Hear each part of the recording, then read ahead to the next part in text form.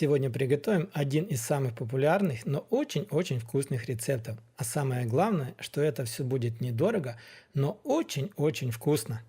Всем привет, друзья! Ну и как вы уже заметили, нам понадобится либо багет, либо батон. Нарезаем его красиво. Ну а после того, как вы все хорошо нарежете, отправляем его на разогретую сковородку с добавлением сливочного масла. Друзья, обязательно добавляйте сливочное, а не подсолнечное масло. И обжаривайте до золотистой корочки с двух сторон.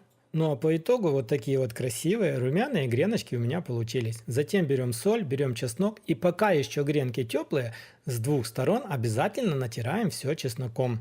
Ну а после того, как вы натрете все чесноком, пускай они лежат, отдыхают и хорошо впитывают в себя натертый чеснок. Ну а сейчас приготовим самое основное и самое вкусное. В глубокую тарелку отправляем одну банку любых рыбных консерв. У меня сегодня сардина. Обязательно всю жидкость с консервы слейте в любую другую посуду. Затем берем вилку и рыбные консервы в глубокой тарелке нужно очень хорошо размять. Делаем, так сказать, небольшой фарш. Дальше, друзья, в эту же тарелку нам понадобится натереть на мелкой терке одну отваренную морковку. Затем нам понадобится 4 отваренных яйца вкрутую. Яйца нужно будет разделить на белки и желтки. И желтки в этом рецепте мы использовать не будем. Их можно будет либо просто так скушать, либо же использовать в другом блюде.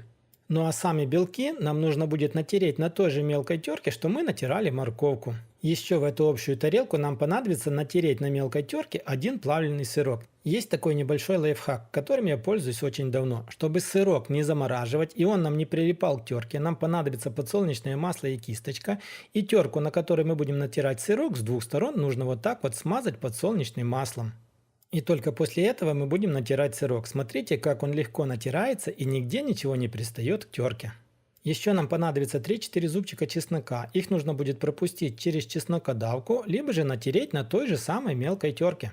Затем все, что есть в тарелке, нужно посолить и поперчить. Соль и перец, как всегда, добавляйте по своему вкусу. В самом конце в эту тарелку нужно добавить 2 столовые ложки майонеза. И только затем все очень хорошо нужно перемешать. И можно сказать, что наше блюдо уже будет готово. Ну и после всего этого берем готовые гренки с чесноком, берем ложку либо вилку и намазываем вот такие вот красивые, аккуратные бутерброды. И я уверен, что сколько бы вы их ни приготовили, всегда их будет мало, потому что все получается ай-яй-яй, как вкусно. Ну и конечно же, это все можно подавать как отдельный салат, тоже имеет свое название. Если вы вспомнили, как называется такое блюдо, обязательно напишите мне в комментариях, потому что у меня в маминой тетрадке написано 3 разных названия, и как оно точно называется, я довольно не знаю. На этом, друзья, на сегодня у меня все. Вот такое простое, ностальгическое, очень вкусное блюдо сегодня получилось. Очень рекомендую приготовить и попробовать, потому что это дешево и очень-очень вкусно. Посмотрите один из моих прошлых роликов, тоже не менее вкусных. Подписывайтесь на канал, не забудьте нажать на колокольчик. Ну а мы с вами встретимся, как всегда, в новых видео на канале Аппетитная кухня. Всем пока, всем до скорых встреч!